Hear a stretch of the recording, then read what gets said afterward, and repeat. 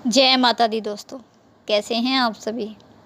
दोस्तों, आज हम इस वीडियो में बात करेंगे 13 और 14 सितंबर 2022 के वृश्चिक राशिफल की। बात करेंगे कि सितंबर माह के ये 2 दिन वृश्चिक राशि वालों के लिए कैसे रहेंगे। लाभकारी समय है आपके लिए या कुछ सावधानी बरतनी होगी, और कोई परेशानी भी है तो उसके लिए क्या उपाय आपको करने चाहिए। और इसके साथ ही इन दोनों ही दिनों का पंचांग भी जानेंगे, ग्रह नक्षत्रों की स्थितियां जानेंगे कैसी रहेंगी, क्योंकि ग्रह नक्षत्रों की स्थिति के आधार पर ही आपके राशिफल की चर्चा होगी। तो राशिफल जानने से पहले पंचांग की चर्चा कर लेते हैं। पहले 13 सितंबर की बात करते हैं। 13 सितंबर मंगलवार का दिन है।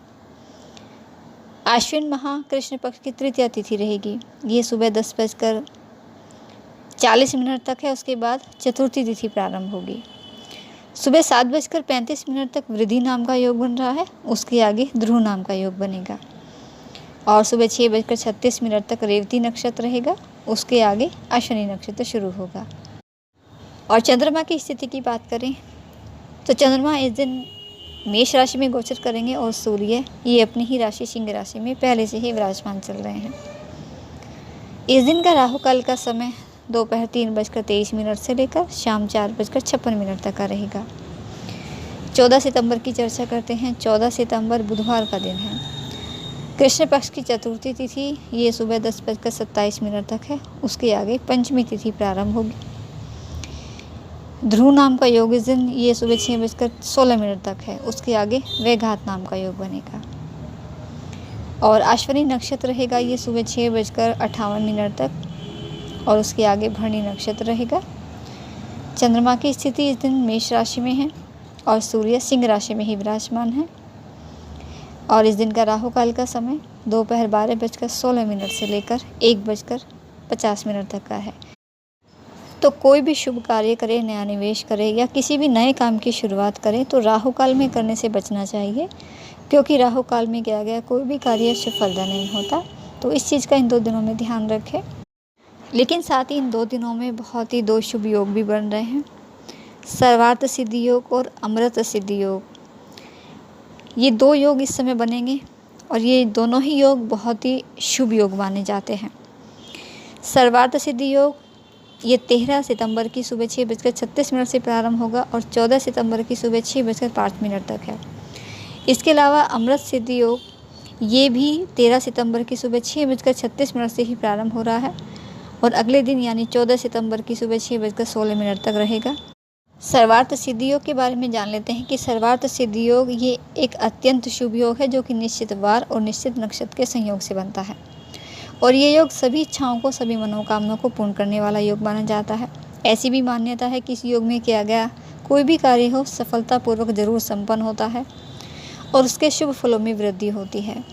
तो अगर कोई भी शुभ मुहूर्त आपको नहीं मिल रहा है तो आप इस शुभ योग में आप कोई भी कार्य कर सकते हैं, और इस योग में सभी दोषों को दूर करने की भी क्षमता होती है, और बिना किसी शंका के कोई भी कार्य इस योग में कर सकते हैं। इसके अलावा अमृत सिद्धि योग ये ज्योतिष शास्त्र के अनुसार बहुत ही अत्यंत शुभकारी योग माना गया है, और ये योग विशेषतः नक्षत्र और वार के संयोग से बनता है, और किसी भी कार्य को सफलता से पूर्ण करने के लिए ये योग बहुत ही लाभकारी होता है। समस्त मांगलिक कार्यों के शुभ मुहूर्त के लिए ये योग बहुत ही महत्वपूर्ण है, और इस योग में किसी भी नए कार्य को प्रारंभ करना बहुत ही उत्तम और शुभ माना जाता है, और अपने नाम के अनुरूप ही कार्य भी करता है ये योग।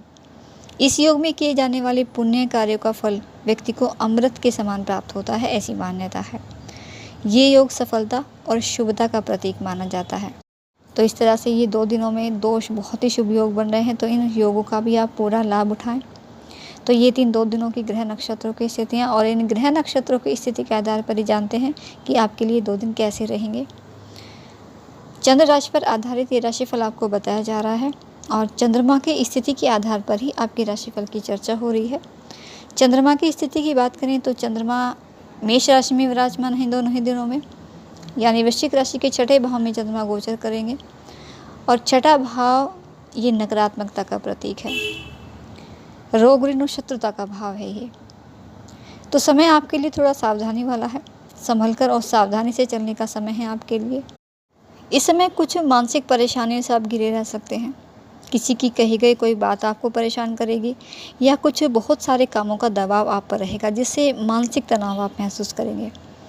कुछ उठा-पटक की स्थिति बनी रह सकती है आपके लिए, कामों में आप उलझ कर रह सकते हैं। तो पहले अपनी प्राथमिकता को आप तय कर लें, निर्धारित कर लें कि आपकी प्राथमिकता क्या है, आपको सबसे पहले करना क्या है, कैसे करना है। यही आपके लिए बेहतर होगा। और कोई भी काम करें उसकी पूरी योजना ज़रूर बना लें। कोई भी आप रिस्क लेते हैं तो उसका लाभ हानि का विचार ज़रूर कर लें। और इस समय कुछ स्वास्थ्य संबंधी परेशानी भी आ सकती हैं जो आपके कार्य करने की क्षमता को प्रभावित करेगी।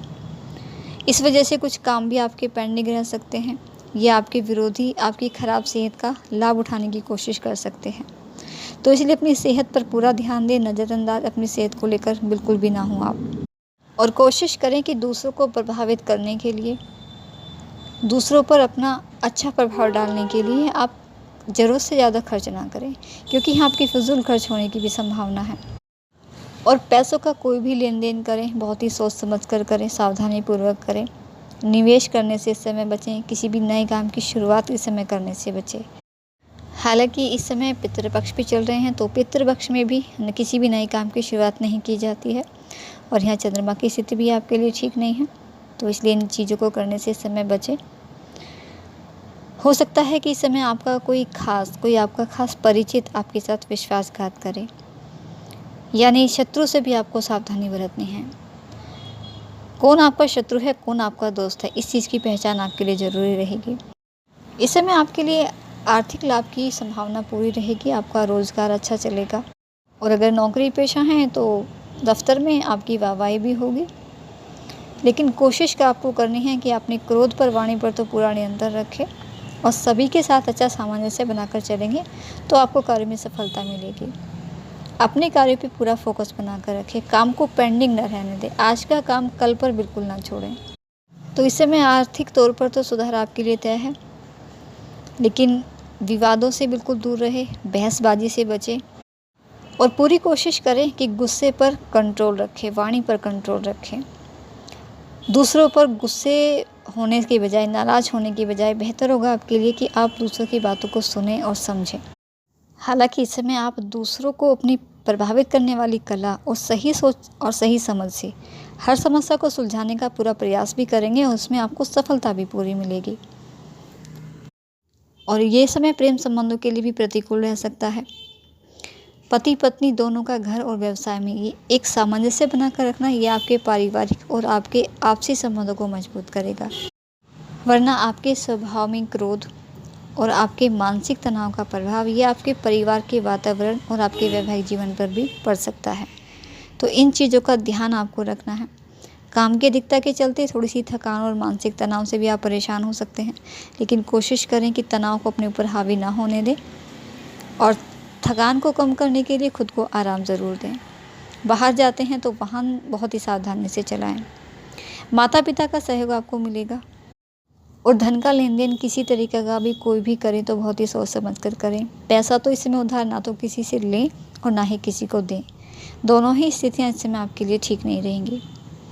तो कुल मिलाकर समझदारी और सावधानी से चलने का ये समय आपके लिए होगा।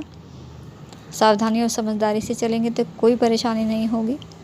और समय की शुभता के लिए उपाय ज़रूर करें। ईश्वर आराधना में जितना हो सके अपना ध्यान लगाएं। ओम नमः शिवाय मंत्रों का जाप कर लें। हनुमान चालीसा का पाठ करके ही आप घर से निकलें। और साथ ही भगवान सूर्यदेव को तांबे के लोटे से हृदय जरूर अर्पित किया करें, तो इससे आपके लिए बहुत शुभता रहेगी। तो दोस्तों ये थी कुछ जानकारी आपके लिए। वीडियो अच्छा लगे तो वीडियो को लाइक, शेयर, और चैनल पर नए आए हैं तो चैनल को सब्सक्राइब करना ना भूलिएगा। माता रानी आपका दिन शुभ रखे, इसी मंगल कामना के साथ। जय माता दी।